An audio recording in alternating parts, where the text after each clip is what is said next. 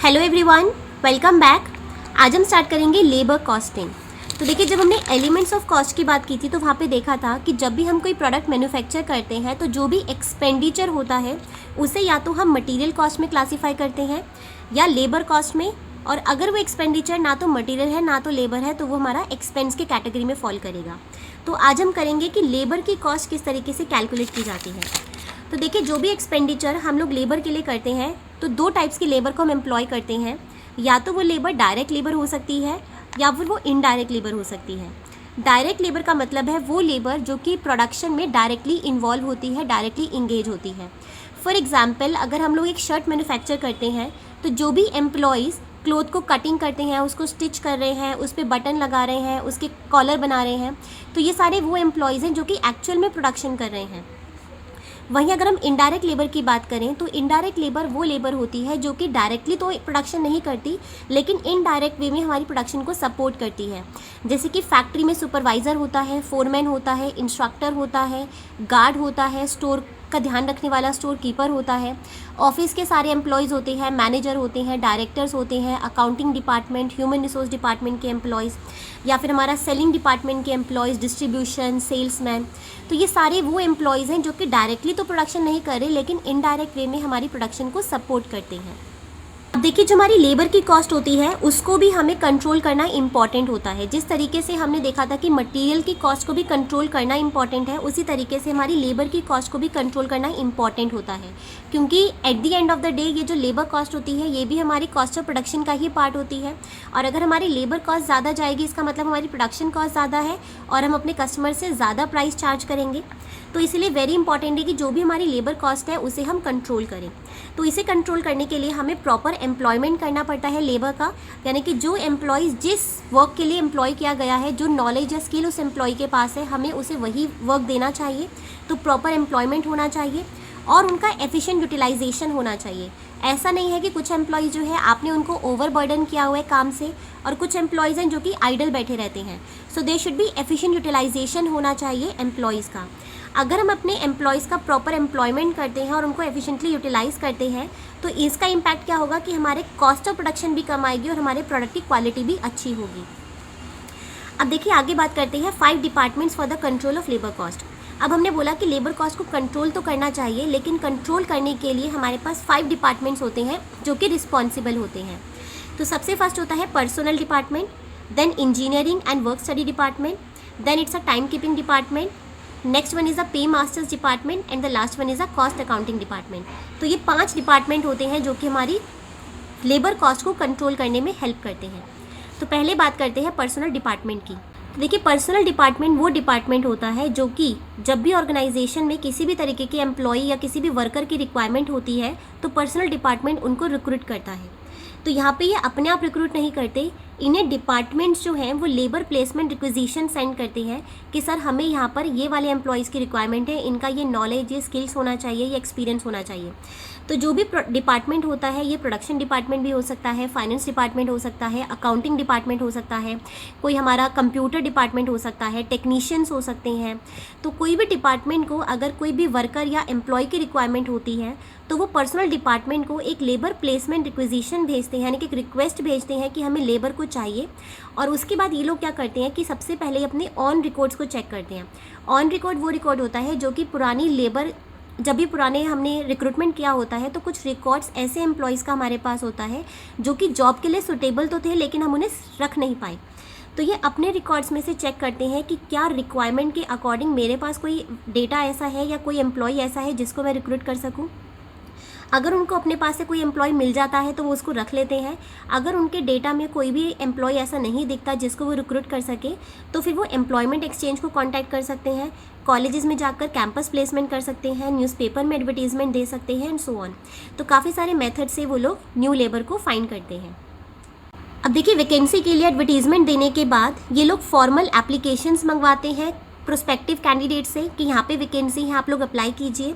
जितनी भी एप्लीकेशंस आती हैं उनके बाद उनका इंटरव्यू किया जाता है और जो भी कैंडिडेट सुटेबल लगता है उनको वो लोग सिलेक्ट कर लेते हैं। एंड सिलेक्ट करने के बाद जिस भी डिपार्टमेंट की तरफ से रिक्विजिशन आया था कि हमें रिक्वायरमेंट है, उस डिपार्टमेंट को इन्फॉर्म कर दिया जाता है। तो पर्सनल डिपार्टमेंट जब भी हमारे पास एम्प्लॉयज़ की रिक्वायरमेंट होती है तो उनको रिक्रूट करने में हेल्प करता है। सेकेंड डिपार्टमेंट होता है engineering and work study department. ये वो डिपार्टमेंट होता है जो कि हमारी वर्किंग कंडीशंस को कंट्रोल करने में हेल्प करता है और हर जॉब के लिए क्या प्रोडक्शन मेथड सुटेबल रहेगा उसको सिलेक्ट करता है। तो देखिए, हर जॉब को करने के लिए काफ़ी सारे मेथड्स हो सकते हैं। हम मेथड ए यूज़ कर सकते हैं, बी यूज़ कर सकते हैं, सी यूज़ कर सकते हैं। तो एक ही काम करने को काफ़ी सारे मेथड्स हो सकते हैं। तो जो भी ज़्यादा बेस्ट मेथड होगा उसको सिलेक्ट करने के लिए कौन हेल्प करता है? इंजीनियरिंग और वर्क स्टडी डिपार्टमेंट। अब ये लोग क्या करते हैं? टाइम स्टडी कंडक्ट करते हैं। टाइम स्टडी में वो क्या करते हैं कि 10 से लेकर 15 एम्प्लॉयज़ को देखते हैं कि एक जॉब को परफॉर्म करने के लिए एम्प्लॉय को कितना टाइम लग रहा है। तो 10 से 15 एम्प्लॉयज़ की एक टीम को बिठा दिया जाता है और उनको ऑब्जर्व किया जाता है कि वो उस टास्क को कितने टाइम में कंप्लीट कर रहे हैं। एंड उसके बेस पे वो लोग स्टैंडर्ड टाइम को फिक्स कर लेते हैं कि अगर एम्प्लॉयज़ को ऑन एन एवरेज 15 घंटे लग रहे हैं एक प्रोडक्ट को मैन्युफैक्चर करने के लिए, तो 15 our is the standard time. Second study ये लोग मोशन स्टडी कंडक्ट करते हैं। मोशन स्टडी होती है कि जॉब को परफॉर्म करते टाइम कौन सा एम्प्लॉय जो है वो कितनी बार मूवमेंट कर रहा है, कितनी बार वो मोशन कर रहा है। ऐसा होता है कई बार कि हम लोग, हमारे जो एम्प्लॉयज़ होते हैं वो बिना बात के इधर से उधर घूमते रहते हैं। कई बार वो लोग टूल्स लेने के लिए जा रहे हैं, कई बार इंस्ट्रक्शंस लेने के लिए जा रहे हैं, कई बार कैंटीन के लिए जा रहे हैं। तो यहाँ पे काफ़ी सारे एम्प्लॉयज़ की जो मोशन होती है, उनकी मूवमेंट होती है, उनको रिकॉर्ड किया जाता है। और जो भी मूवमेंट जो है वो यूज़लेस है, बिना किसी काम की है, उनको ज़्यादा से ज़्यादा अवॉइड करने का ट्राई किया जाता है। अगर एम्प्लॉयज़ बार बार टूल्स लेने के लिए उठ रहे हैं तो ऐसा अरेंजमेंट किया जाए कि उनको टूल्स के लिए कहीं बाहर ना जाना पड़े और वहीं पे उनको टूल्स मिल जाए। नेक्स्ट होता है जॉब एनालिसिस। जॉब एनालिसिस में वो जॉब को एनालाइज करते हैं कि ये जो जॉब जिस जॉब के लिए हमें एम्प्लॉयज़ की रिक्वायरमेंट है, उस जॉब के लिए क्या क्या स्किल्स की रिक्वायरमेंट है, क्या क्या नॉलेज चाहिए, क्या एबिलिटीज़ चाहिए, क्या एक्सपीरियंस है, किस वर्किंग कंडीशंस में एम्प्लॉय काम करेंगे, क्या क्या टूल्स की रिक्वायरमेंट होंगी एंड सो ऑन। तो ये सारी चीज़ें जो है वो जॉब एनालिसिस में चेक की जाती है। लास्ट होता है जॉब इवैल्यूएशन। जॉब इवैल्यूएशन का मतलब होता है कि जॉब को इवैल्यूएट करना इन टर्म्स ऑफ सैलरी, कि अगर कोई जॉब जो है जिसमें ज़्यादा से ज़्यादा आपको नॉलेज चाहिए, बहुत ज़्यादा रिस्क है, तो उसका सैलरी या उसकी वेजेस कितनी होनी चाहिए, उनको डिसाइड करने के लिए जॉब को इवैल्यूएट किया जाता है in terms of knowledge, in terms of skills, in term of experience, in terms of ability, in terms of working condition कैसी है। तो उन सब फैक्टर्स को ध्यान में रख के जॉब को इवैल्यूएट किया जाता है। तो ये सारे काम कौन करता है? इंजीनियरिंग और वर्क स्टडी डिपार्टमेंट करता है कि हर जॉब को जो है उनके लिए प्रोडक्शन मेथड डिसाइड करना और जॉब को वर्किंग कंडीशंस को कंट्रोल करना का सारा काम हमारा ये वाला डिपार्टमेंट करता है। नेक्स्ट है टाइम कीपिंग डिपार्टमेंट। अब देखिए, नाम से है टाइम कीपिंग, यानी कि ऐसा डिपार्टमेंट जो कि एम्प्लॉयज़ के टाइम को रिकॉर्ड करेगा, यानी कि in and out of the factory, यानी कि हमारे जो एम्प्लॉयज़ हैं, वर्कर्स हैं, वो कितने बजे फैक्ट्री में आ रहे हैं और कितने बजे हमारी फैक्ट्री से जा रहे हैं, उसकी रिकॉर्डिंग कौन करेगा? Time keeping department. दूसरा, ये लोग किस चीज़ का रिकॉर्ड करते हैं? Time spend on each job, department, product, process, operation, order. यानी कि हर एम्प्लॉय जो है वो एक जॉब पर कितना टाइम स्पेंड कर रहा है। जैसे कि अगर वो 5 जॉब्स पे टाइम डिवोट करता है तो हर जॉब पे कितना कितना टाइम डिवोट कर रहा है, ताकि हर जॉब को जो है उसका एलोकेट किया जाए। फॉर एग्जांपल, एक एम्प्लॉय है, उसने job A, job B and job C पे टाइम एलोकेट किया, तो इसके लिए इसकी 200 रुपीज़ की वेजेस बनती है, इसके लिए इसकी 100 रुपीज़ की वेजेस बनती है और इसके लिए 500 की वेजेस बनती है। तो ये जो वेजेस होंगी डायरेक्ट वेजेस है और जो भी उसके लिए रिस्पेक्टिव डिपार्टमेंट है उसको हम डायरेक्टली एलोकेट कर देंगे कि तुम्हारे डिपार्टमेंट ए जो है उसके लिए राम ने काम किया तो 200 रुपये उसकी वेजेस हैं। उसके बाद डिपार्टमेंट बी में राम ने काम किया, 100 रुपये तुम्हारी वेजेस हैं। एंड उसके बाद सी डिपार्टमेंट में उसने काम किया तो 500 रुपये उसकी वहाँ की वेजेस हैं। तो ये हमें हेल्प करता है एलोकेट करने के लिए। तो हम टोटल टाइम उसने कितना दिया फैक्ट्री में ये तो रिकॉर्ड करेंगे ही, लेकिन हर जॉब पर, हर डिपार्टमेंट में, हर प्रोडक्ट, प्रोसेस और ऑर्डर और ऑपरेशन, इन सब पर भी उसने इंडिविजुअली कितना कितना टाइम डिवोट किया है उसकी भी रिकॉर्डिंग की जाती है, जिससे कॉस्ट अकाउंटिंग डिपार्टमेंट हर डिपार्टमेंट का या हर प्रोडक्ट का जो है वो इंडिविजुअली कॉस्ट कैलकुलेट कर सकते हैं। जो फर्स्ट टाइप का रिकॉर्ड वो लोग रखते हैं कि एम्प्लॉय कितने बजे आ रहा है और कितने बजे फैक्ट्री छोड़ के जा रहा है, उसके लिए हम लोग कहते हैं अटेंडेंस टाइम रिकॉर्ड, कि एम्प्लॉय कितनी देर आया, कितनी बजे चला गया, तो उसकी अटेंडेंस का रिकॉर्ड रखा जा रहा है। और दूसरा होता है कि हर जॉब पे या हर डिपार्टमेंट में कितना टाइम डिवोट किया, तो उसके लिए बोलते हैं जॉब टाइम रिकॉर्ड, कि जॉब क्या टाइम आप रिकॉर्ड कर रहे हो कि हर जॉब पे कितना किया। तो यहाँ पे अलग अलग कार्ड्स बनते हैं, ए का जॉब कार्ड अलग होगा, बी का जॉब कार्ड अलग होगा एंड सी का जॉब कार्ड अलग होगा। अब बात करते हैं टाइप्स ऑफ एम्प्लॉयज़ की। तो देखिए ऑर्गेनाइजेशंस में जो होते हैं वो 3 टाइप के एम्प्लॉयज़ होते हैं, या तो वो कैजुअल वर्कर्स होते हैं, या वो आउट वर्कर्स होते हैं, या फिर वो रेगुलर वर्कर्स होते हैं। रेगुलर वर्कर वो होते हैं जो कि परमानेंट एम्प्लॉय किए जाते हैं हमारी ऑर्गेनाइजेशन में। तो ये परमानेंट नेचर के होते हैं, इनको आसानी से निकाला या फिर रिक्रूट नहीं किया जाता। तो ये एक बार हमारी जॉब में सिलेक्ट हो जाते हैं तो इनको हम परमानेंट कर देते हैं। सेकेंड होते हैं कैजुअल वर्कर्स। कैजुअल वर्कर्स होते हैं जो कि हमारे रेगुलर एम्प्लॉयज़ तो नहीं होते, तो उनकी लिस्ट में तो नहीं होते, लेकिन जब भी हमारी ऑर्गेनाइजेशन में कोई एक्स्ट्रा वर्कलोड होता है या फिर कोई रेगुलर वर्कर हमारा एब्सेंट हो जाता है टेम्परेरी पीरियड के लिए, तो कैजुअल वर्कर्स को बुला लिया जाता है। तो इनकी कोई परमानेंट जॉब नहीं होती, लेकिन जब भी कोई एक्स्ट्रा वर्कलोड है, जैसे कि फॉर एग्जांपल कोई ऑर्डर हमें मिला, उसको पूरा करने के लिए हमें एक्स्ट्रा वर्कलोड था तो हमने कुछ वर्कर्स बाहर से बुला लिए, या फिर कोई इलेक्ट्रिसिटी की प्रॉब्लम थी जिसकी वजह से 1 हफ्ते तक हमारी फैक्ट्री में काम ही नहीं चला, तो वर्कलोड ज़्यादा हो गया, जिसको पूरा करने के लिए हम कैजुअल वर्कर्स को बुला लेते हैं। तो ये वो एम्प्लॉयज़ हैं जो कि एक्स्ट्रा वर्कलोड के लिए आते हैं, या फिर जब हमारा रेगुलर वर्कर 1-2 महीने के लिए या कुछ टाइम के लिए हमारी फैक्ट्री में नहीं आता, उसकी एब्सेंस को पूरा करने के लिए हम लोग कैजुअल वर्कर्स को बुला लेते हैं। कैजुअल वर्कर्स को जनरली डेली बेसिस पे पेमेंट की जाती है, कि जितने दिन काम करेंगे उनको उनके अकॉर्डिंग पेमेंट की जाती है। तो यहाँ पे हम इन्हें टाइम कार्ड भी दे सकते हैं या फिर जॉब कार्ड दे सकते हैं। टाइम कार्ड उन एम्प्लॉयज़ को दिया जाता है जो कि टाइम के अकॉर्डिंग पेमेंट दी जाती है। जैसे किसी एम्प्लॉय ने 8 घंटे काम किया तो उसे 8 घंटे का पेमेंट मिलेगा, और किसी ने अगर 2 घंटे काम किया तो उसे 2 घंटे के अकॉर्डिंग पेमेंट मिलेगा। सेकेंड होता है जॉब कार्ड। जॉब कार्ड होता है कि जब एम्प्लॉय जो है वो डिफरेंट जॉब्स में टाइम एलोकेट करता है, जैसे कि उसने जॉब ए भी किया, जॉब बी भी एंड जॉब सी भी, तो उसके लिए वहाँ पे वो हर जॉब के लिए ऊपर कितना कितना टाइम डिवोट कर रहे हैं, तो वहाँ पे वो जॉब कार्ड बनाएंगे कि आपने जॉब के अकॉर्डिंग अपनी डिटेल्स भरनी है कि आप ए में कितना टाइम देते हो, जॉब बी में कितना टाइम देते हो और जॉब सी में कितना टाइम देते हो। तो इस तरीके से जॉब कार्ड किया जाता है। अब देखिए यहाँ पे क्या होता है कि कई बार जो हमारे फोरमैन होते हैं वो क्या करते हैं, बोगस पेमेंट कर देते हैं। बोगस मतलब कि आपके यहाँ पे एक्चुअल में तो 10 एम्प्लॉय काम कर रहे हैं, लेकिन आपने रिकॉर्ड में क्या दिखाया कि मेरे यहाँ पे 13 एम्प्लॉयज़ काम कर रहे हैं, यानी कि 3 वर्कर्स की जो सैलरी है वो आपने ज़्यादा दिखा दी। क्योंकि ये जो वर्कर्स होते हैं क्या होता है, डेली बेसिस पे बुलाए जाते हैं, कोई चेक तो करने आ नहीं रहा, तो आप जो है कोई भी एंट्री मार दोगे कि ये वाला एम्प्लॉय आया था, मैंने इससे काम कराया और ये चला गया। तो यहाँ पे बोगस पेमेंट जो है ज़्यादा रिस्क रहता है, इसीलिए हमें क्या करना चाहिए, पेमेंट को प्रॉपर्ली ऑथोराइज़ करना चाहिए। यानी कि ऐसा नहीं है कि हर चीज़ आप फॉरमैन के हाथ में छोड़ दो कि तुम्ही ने बुला के लानी है लेबर और तुम्ही ने पेमेंट देनी है। नो, हमें जो है यहाँ पे पर्सनल डिपार्टमेंट को भी इन्वॉल्व करना चाहिए, फॉरमैन को भी इन्वॉल्व करना चाहिए, और जो पेमेंट है वो फॉरमैन की सामने देनी चाहिए ताकि कोई भी बोगस पेमेंट का प्रॉब्लम ना आए। इसके लिए कई बार हम लोग क्या कर सकते हैं, स्पॉट चेकिंग भी कर सकते हैं। स्पॉट चेकिंग का मतलब होता है कि आप जहाँ पे एक्चुअल में वर्कर्स काम कर रहे हैं वहाँ पे जाके चेक कर सकते हो कि जो मुझे रिकॉर्ड दिखाया गया है वो 10 लोगों का दिखाया जा रहा है कि आज 10 लोग आए हैं, तो एक्चुअल में 10 लोग आए हैं कि नहीं आए हैं। तो यहाँ पे आप स्पॉट चेकिंग भी। नेक्स्ट है आउट वर्कर। आउट वर्कर मतलब ऐसे वर्कर जो कि हमारी फैक्ट्री से आउट काम करते हैं, यानी कि फैक्ट्री के बाहर से काम करते हैं। So they work outside the factory premises. तो फैक्ट्री से काम नहीं करते ये लोग, हमारी फैक्ट्री से बाहर जाके काम करते हैं। तो ये भी 2 टाइप्स के हो सकते हैं। पहले वो जो कि हमारी फैक्ट्री के पेरोल पर नहीं है, एंड दूसरे वो जो कि हमारी फैक्ट्री के पेरोल पर है, यानी कि जो हमारी एम्प्लॉयमेंट की रिकॉर्ड है उस पर है और ये वाले नहीं है। पहले बात करते हैं उनकी जो कि हमारी फैक्ट्री के रिकॉर्ड में नहीं है, हमारे पेरोल्स में नहीं है। तो ये वो एम्प्लॉयज़ हैं जो कि रेगुलर एम्प्लॉयमेंट तो नहीं है इनके पास, तो ये हमारे रेगुलर एम्प्लॉयज़ नहीं हैं। इनको हम लोग क्या करते हैं, हम लोग इनको मटेरियल प्रोवाइड कर देते हैं कि आपने इस मटेरियल से हमारे लिए फिनिश गुड बनाकर देना है। मटेरियल देने के बाद हम लोग इनको कहते हैं कि आपने अपना ही टूल यूज़ करना है, अपनी जगह यूज़ करनी है, और ये लोग अपने ही टूल और अपनी जगह पे जाके जो है ये उस वर्क को कंप्लीट करते हैं। फॉर एग्जांपल हमें कुछ हमारी ऑफिस के लिए या हमें अपनी फैक्ट्री के लिए कुछ अलमीरा चाहिए थी, कुछ अलमारी वगैरह चाहिए थी, कुछ फर्नीचर चाहिए था, तो हमने उन्हें बोला कि हमें ऑलरेडी रेडीमेड फर्नीचर नहीं चाहिए, हमें आपसे बनवाना है।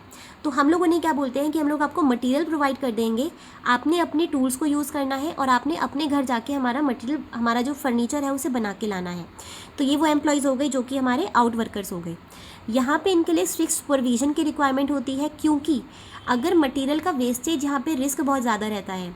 अगर हम इन एम्प्लॉयज़ को इनको सुपरवाइज़ नहीं करेंगे तो ये क्या कर सकते हैं कि हमारे मटेरियल को वेस्ट ज़्यादा से ज़्यादा कर सकते हैं, या फिर मटेरियल को जो है ये कह सकते हैं कि हमारा 10 kg मटेरियल लगा है लेकिन जबकि एक्चुअल में हमारा 7 या 8 kg ही लगा हो। तो इसलिए मटेरियल का वेस्टेज ना हो, मटेरियल का जो है थेफ्ट ना हो, यहाँ पे हमें स्ट्रिक्ट सुपरविजन की रिक्वायरमेंट होती है। इनके लिए कोई टाइम कार्ड नहीं प्रिपेयर किया जाता, क्योंकि हमें वो कितना टाइम लेते हैं ये उनकी मर्ज़ी है। हमने उनको जॉब दे दिया कि आपने हमें फ़र्नीचर बना के देना है 3 दिन में। अब आप चाहे दिन में 5 घंटे काम करो, चाहे दिन में आप 7 घंटे काम करो, वो हमारा कंसर्न नहीं है। हमें सिर्फ हमारी जॉब 3 दिन में कंप्लीट चाहिए। तो इसलिए टाइम का यहाँ पे कोई इशू नहीं है। यहाँ पे जो पेमेंट की जाती है वो जनरली हायर की जाती है रेगुलर एम्प्लॉयज़ से, क्योंकि यहाँ पे पेमेंट इसलिए ज़्यादा की जाती है क्योंकि मटेरियल तो हम आपको दे रहे हैं, लेकिन जो आपका टूल्स का खर्चा है, आपने प्रीमाइसेस में जाके बनाओगे, और आपका जो बाकी के एक्सपेंसेस हैं, लाइटिंग है, रेंट वगैरह है, तो उन सबको कवर करने के लिए भी हम इनको नॉर्मल एम्प्लॉय से ज़्यादा पेमेंट करते हैं। नेक्स्ट होते हैं वो एम्प्लॉय जो कि पेरोल पर है, यानी कि ऐसे आउट वर्कर्स जो कि कंपनी से बाहर जाके या बिजनेस से बाहर जाके तो काम करते हैं, लेकिन वो हमारे रेगुलर एम्प्लॉयज़ हैं। तो ये हमारे रेगुलर एम्प्लॉयमेंट हो गए। इनको हम बाहर भेजते हैं ताकि ये कुछ ड्यूटीज़ परफॉर्म कर सके, या तो कस्टमर की प्लेस पर या फिर किसी और जगह पर। तो अगर किसी कस्टमर से ऑर्डर आता है कि हमारे यहाँ पे ये चीज़ ठीक करनी है या फिर कोई काम करवाना है, तो हम अपने एम्प्लॉयज़ को उनके घर भेज के सर्विसिंग के लिए भेजते हैं कि जाके उनके घर पे काम करके आओ। जैसे कि आपने आफ्टर सेल सर्विस देखा होगा, हमने सेल तो कर दिया, लेकिन कई बार हमारे जो क्लाइंट्स होते हैं, कस्टमर होते हैं, उनको सेल होने के बाद कुछ प्रॉब्लम्स आती हैं। कोई टीवी नहीं चल रहा या रेफ्रिजरेटर वर्क नहीं कर रहा, तो उन प्रॉब्लम्स को दूर करने के लिए हमारे एम्प्लॉयज़ जो होते हैं वो कस्टमर की प्लेस पे जाके विजिट करते हैं। तो ऐसे वर्कर्स जो होते हैं ये होते हैं out workers and on payroll. यहाँ पे जो है इनका टाइम रिकॉर्ड रखा जाता है कि वो कितने बजे हमारी फैक्ट्री से आ रहे हैं और कितने बजे हमारी फैक्ट्री से बाहर जा रहे हैं। ऐसा नहीं है कि एम्प्लॉय कह रहा है कि मैं 10 घंटे काम कर रहा हूँ, लेकिन जबकि वो 10 घंटे में सिर्फ 2 ही घंटे काम किया, बाकी के 8 घंटे वो कहीं घूमता रहा। तो इसलिए टाइम का रिकॉर्ड रखना ज़रूरी है। और यहाँ पे जॉब का भी रिकॉर्ड रखा जाता है कि अगर एम्प्लॉय 5 जॉब कर रहा है तो हर जॉब पे उसने कितना कितना टाइम डिवोट किया। तो दोनों रिकॉर्ड्स उसके रखे जाते हैं, टाइमिंग का भी और उसकी जॉब का भी। 4th डिपार्टमेंट होता है पे मास्टर डिपार्टमेंट। पे मास्टर मतलब ऐसा डिपार्टमेंट जो कि पेमेंट करेगा। अभी तक हमने एम्प्लॉयज़ को रिक्रूट किया था, उनके लिए वर्किंग कंडीशंस डिसाइड की थी, और अभी तक हमने उनको रिकॉर्डिंग की थी कि वो कितने बजे आते हैं और कितने बजे जाते हैं। ये सब करने के बाद एम्प्लॉयज़ को अपनी सैलरी चाहिए होगी। जब सारा काम हो गया तो employees are asking for their salaries और वेजेस। तो ये डिपार्टमेंट रिस्पॉन्सिबल होता है सैलरीज और वेजेस की पेमेंट करने के लिए। तो ये लोग क्या क्या फंक्शंस परफॉर्म करते हैं? सबसे पहले ये लोग रिकॉर्ड्स को मेंटेन करते हैं कि हर एम्प्लॉय ने कितना टाइम डिवोट किया हर जॉब पर, हर डिपार्टमेंट में, और उसका वेज रेट क्या था। अगर 10 रुपीज़ वेज रेट था तो उसके अकॉर्डिंग उसकी कैलकुलेशन की जाएगी। और जो भी उन्होंने टाइम मेंटेन किया था, रिकॉर्ड मेंटेन किया था, उसको वेरीफाई करते हैं उनके टाइम और जॉब के साथ। अब देखिए, एक रिकॉर्ड जो होता है इनको दूसरे डिपार्टमेंट से मिलता है, जैसे कि हमारा पेरोल डिपार्टमेंट था तो वहाँ से इनको रिकॉर्ड मिल जाता है टाइम कीपिंग डिपार्टमेंट से कि हमारा कितना टाइम डिवोट किया। उसके बाद ये इसको वेरीफाई भी करते हैं, जो जॉब या टाइम कार्ड एम्प्लॉय दे के जा रहे हैं तो उसके साथ भी वेरीफाई करते हैं कि दोनों चीज़ें मैच हो रही हैं कि नहीं हो रही हैं। जब दोनों चीज़ें मैच हो जाती हैं तो उसके बाद उनकी हर एम्प्लॉय की वेजेस को कैलकुलेट करते हैं कि हर एम्प्लॉय की वेजेस कितनी बन रही है। इसके लिए वो क्या करते हैं, हर डिपार्टमेंट का भी पे डिसाइड करते हैं, पे जो है उसको कैलकुलेट करते हैं कि डिपार्टमेंट वाइज उनका वेजेस कितना बनता है। तो उन्होंने डिपार्टमेंट ए में भी काम किया, डिपार्टमेंट बी में भी और डिपार्टमेंट सी में भी। टोटल जो सैलरी बनती है उनकी 1000 रुपीज़ बनती है। तो पहले में उन्होंने 1000 रुपीज़ सैलरी कैलकुलेट किया, और इसको डिपार्टमेंट वाइज भी कैलकुलेट करेंगे कि डिपार्टमेंट ए में कितनी बन रही थी, डिपार्टमेंट बी में कितनी थी एंड डिपार्टमेंट सी में कितनी थी, और टोटल हम उन्हें 1000 रुपीज़ की पेमेंट दे रहे हैं। तो यहाँ पे हर वेजेस को कैलकुलेट किया जाता है, डिपार्टमेंट वाइज भी कैलकुलेट किया जाता है। उसके बाद उनकी डिडक्शंस को भी समराइज करते हैं। डिडक्शंस होती है जब एम्प्लॉयज़ से अगर कोई गलती हो जाए, कोई वेस्टेज हो जाती है तो उसकी कुछ डिडक्शंस कर ली जाती है। कई बार एम्प्लॉय जो है उसे 1000 रुपीज़ देने हैं, लेकिन ऑलरेडी 100 रुपीज़ का एडवांस वो ले जा चुका है, तो ये 100 रुपीज़ उसकी डिडक्शन हो जाएगी। कई बार एम्प्लॉयज़ जो है उन्होंने लोन ले रखा होता है, तो लोन ले रखा है तो उन्होंने बोला कि जो भी मेरी सैलरी होगी आप उसमें से काट लेना, तो जो EMI उसकी बनेगी वो भी उसमें से डिडक्ट होगी उसकी सैलरी में से ही। तो जो भी डिडक्शंस हमने करनी होती है उनकी भी वो लिस्ट प्रिपेयर कर लेते हैं कि हर इंडिविजुअल एम्प्लॉय के कितनी कितनी डिडक्शंस हमने करनी है। उसके बाद वो लोग पीएफ में कितना कंट्रीब्यूट करना है और एम्प्लॉय स्टेट इंश्योरेंस में कितना करना है। तो देखिए हर एम्प्लॉय के लिए कुछ ऑर्गेनाइजेशंस है जिनको पीएफ में भी पैसा डालना जो है वो कंट्रीब्यूट करना कंपलसरी है, it is mandated by law. तो प्रोविडेंट फंड में कंट्रीब्यूट किया जाता है। तो ये जो 1000 रुपीज़ की सैलरी या वेजेस होती है ये पूरी एम्प्लॉयज़ को नहीं दी जाती, इसका कुछ परसेंटेज जो है वो एम्प्लॉयज़ के पीएफ में कंट्रीब्यूट किया जाता है। अब देखिए 1000 रुपीज़ की अगर हम सारी की सारी सैलरी एम्प्लॉयज़ को दे देंगे तो जब एम्प्लॉय रिटायर हो जाएगा और उसने अगर अपने लिए कोई सेविंग्स नहीं की होगी तो उस एम्प्लॉय का क्या होगा। तो गवर्नमेंट कहती है कि हम एम्प्लॉयज़ के बिहाफ पे क्या करेंगे, आपकी सैलरी का कुछ परसेंटेज जो है वो हम पीएफ में कंट्रीब्यूट करेंगे, आप ही की सैलरी है। इस परसेंटेज को आपको कब मिलेगा, जब आप रिटायर हो जाओगे तो आपको आपके पीएफ का पैसा मिल जाएगा। सिमिलरली एम्प्लॉय ने तो अपनी तरफ से कंट्रीब्यूट किया ही, जो हमारा एम्प्लॉयर होता है वो भी कुछ परसेंटेज कंट्रीब्यूट करता है टू द पीएफ। तो ये दोनों जो होती हैं वो डिडक्शंस होती हैं और हमें पेमेंट करनी होती है to the provident fund. Similarly employee state insurance होता है ईएसआई। तो हर एम्प्लॉय की जो मेडिकल नीड्स होती है उनको पूरा करने के लिए उनकी ही सैलरी का, उनकी वेजेस का कुछ percentage, around I guess 0.1% something कुछ है, तो ये वाला कुछ परसेंटेज जो है वो ईएसआई में कंट्रीब्यूट किया जाता है ताकि एम्प्लॉयज़ जो है वो अपना इलाज या अपना जो है हॉस्पिटैलिटी के एक्सपेंसेस को पूरा कर सके। ये सब कैलकुलेट करने के बाद उनको उनकी सैलरीज या वेजेस जो है वो डिस्पर्स कर दी जाती है, यानी कि उनको पेमेंट कर दी जाती है। नेक्स्ट होता है कॉस्ट अकाउंटिंग डिपार्टमेंट। अब देखिए कॉस्ट अकाउंटिंग डिपार्टमेंट क्या करता है, जो भी पेमेंट की जाती है एम्प्लॉयज़ या वर्कर्स को उन सब का एक रिकॉर्ड जो है वो कॉस्ट अकाउंटिंग डिपार्टमेंट अपने पास भी मेंटेन करता है, क्योंकि कॉस्ट अकाउंटिंग डिपार्टमेंट को जो भी सैलरीज या वेजेस दी गई है उसे क्लासीफाई करना होता है into the direct labour and indirect labour, क्योंकि जो भी डायरेक्ट लेबर कॉस्ट है वो हमारी प्राइम कॉस्ट का पार्ट बन जाएगी और जितनी भी हमारी इनडायरेक्ट लेबर कॉस्ट है वो हमारी ओवरहेड कॉस्ट बन जाती है।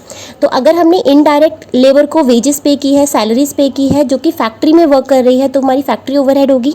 अगर वही लेबर हमारी ऑफिस की लेबर है तो जो भी सैलरीज एंड वेजेस है वो हमारी ऑफिस ओवरहेड होगी। और अगर हमने सेलिंग एंड डिस्ट्रीब्यूशन डिपार्टमेंट को सैलरीज या वेजेस पे की है तो वो हमारी सेलिंग एंड डिस्ट्रीब्यूशन ओवरहेड्स होगा। तो कॉस्ट अकाउंटिंग डिपार्टमेंट जितना भी पेमेंट की जाती है उसको डायरेक्ट और इनडायरेक्ट में क्लासीफाई करता है। नेक्स्ट इसमें क्या करता है कि जो भी मैनेजमेंट होती है उसको इन्फॉर्म करता है about the loss of labour our. Loss of labour our का मतलब कि कितना लेबर आवर जो है वो हमारा लॉस हो गया। अब देखिए कई बार क्या होता है कि जो एम्प्लॉयज़ होते हैं वो मटेरियल ना मिलने की वजह से खाली बैठे हुए हैं, so there is an idle time, या फिर इलेक्ट्रिसिटी चली गई जिसकी वजह से हमारे पास आइडल टाइम आ गया, या फिर मशीन जो है वो ब्रेक डाउन हो गया, मशीन जो है वो चल नहीं रही है, ख़राब हो गई जिसकी वजह से हमारी लेबर खाली बैठी है। तो लॉस ऑफ लेबर आवर का इन्फॉर्मेशन कौन देता है, कॉस्ट अकाउंटिंग डिपार्टमेंट देता है मैनेजमेंट को, कि जितनी भी सैलरीज या वेजेस हमने दी है वो टोटल टाइम की दी है जिसमें कि हमारा आइडल टाइम भी इंक्लूड है। तो ये सारा रिकॉर्ड हमारी मैनेजमेंट को देंगे। उसके बाद कितना वेस्टेज हो गया, कितना इनएफिशिएंसीज रही, जैसे कि हमने स्टैंडर्ड टाइम देखा था कि हमारे एम्प्लॉयज़ जो है वो 10 आवर्स में जॉब को कंप्लीट करेगा, लेकिन एक एम्प्लॉय है जो कि 12 घंटे में कर रहा है, एक एम्प्लॉय है 15 घंटे में कर रहा है। तो why they are taking more time, क्या ये एम्प्लॉयज़ इनएफिशिएंट है या फिर हमने जो स्टैंडर्ड टाइम डिसाइड किया है इसमें कुछ गलती है। तो यहाँ पे भी इनएफिशिएंसीज को भी रिकॉर्ड किया जाता है और मैनेजमेंट को इन्फॉर्म किया जाता है। उसके बाद जो भी हमारी एक्चुअल लेबर कॉस्ट आती है उसको कंपेयर किया जाता है जो भी हमारी स्टैंडर्ड या फिर बजटेड कॉस्ट थी, यानी कि हमने कुछ स्टैंडर्ड कॉस्ट मानी जाती है कि अगर हम पूरे साल में 10,000 यूनिट्स प्रोड्यूस करेंगे और हमने सोचा था कि इसके लिए 1 लाख की कॉस्ट आएगी, लेकिन 10,000 यूनिट्स बनाने के लिए हमारी कॉस्ट आ गई 1,25,000 रुपीज़।